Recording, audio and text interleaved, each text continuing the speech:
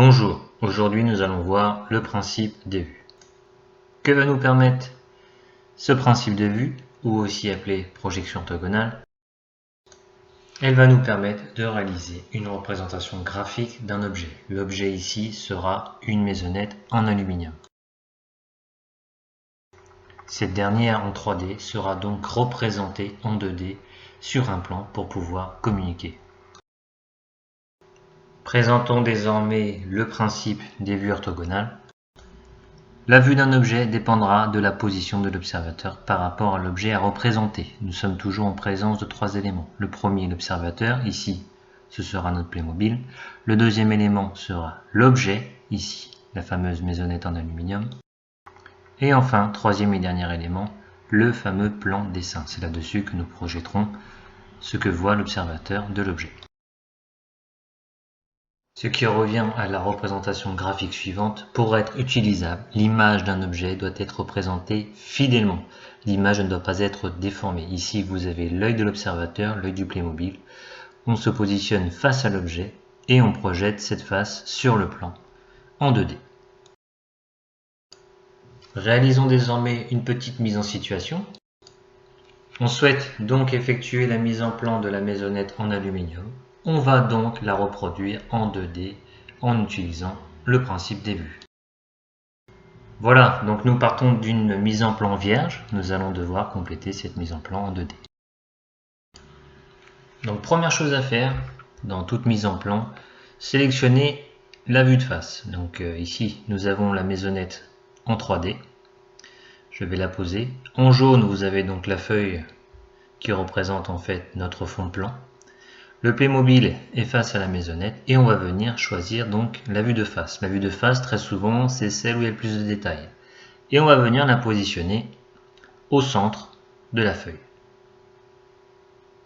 Voilà. Et je vais écrire en dessous vue de face.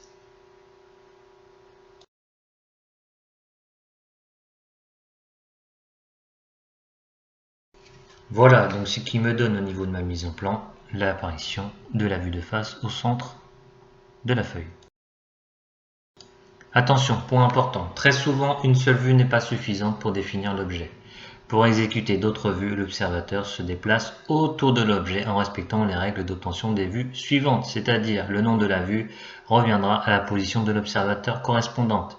Ici, l'observateur est en face de la maisonnette, on obtient donc la vue de face, et ainsi de suite. Poursuivons donc cette démonstration en réalisant la vue de droite. Donc je vais positionner mon Playmobil à droite de l'objet. Ma vue de face ne bougera pas. En revanche, comment vais-je faire basculer mon objet pour afficher face à moi la vue de droite? Tout simplement en réalisant une rotation de 90 degrés sur la gauche. Nous avons bien donc la vue de droite face à nous. J'écris donc vue de droite. Et cette vue de droite se trouve à gauche de la vue de face.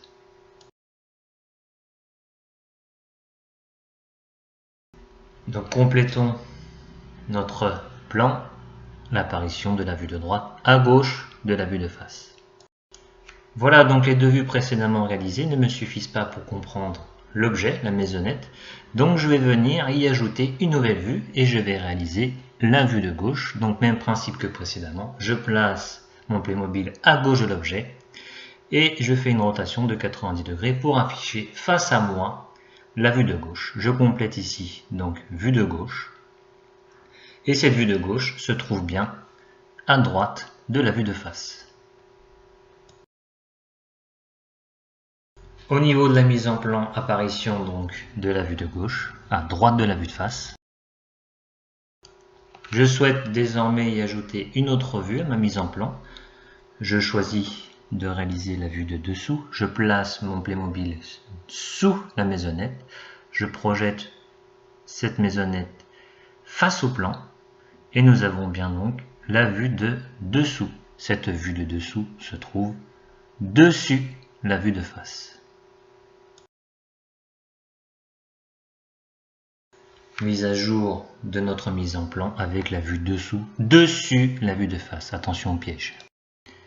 Et enfin, on termine donc notre mise en plan par la dernière vue, on se place, l'observateur, le Playmobil se place dessus la maisonnette, on projette cette maisonnette face au plan, et nous avons donc la vue de dessus de la maisonnette qui se trouve dessous la vue de face. Vue de dessus.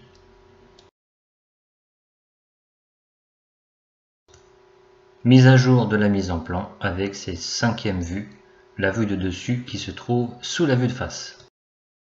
En cas de besoin, une 6e vue peut y être ajoutée, la vue arrière, sur le même principe que précédemment. Fin de la démonstration. Les choses importantes à retenir, on peut obtenir sur une mise en plan 6 vues principales, la vue de face, la vue de droite, de gauche, de dessus, de dessous et la vue arrière. La vue de face est celle qui donne le plus de détails sur les formes de l'objet. Seules les vues indispensables seront représentées sur un plan. Si 2 vues suffisent pour la représentation de l'objet, il sera inutile d'en ajouter d'autres. Exemple d'une mise en plan de vue, on retrouvera toujours la vue de face au centre de la mise en plan. Différentes mises en plan 3 vues, on retrouvera toujours au centre la vue de face. Les autres vues viennent graviter autour de la vue de face.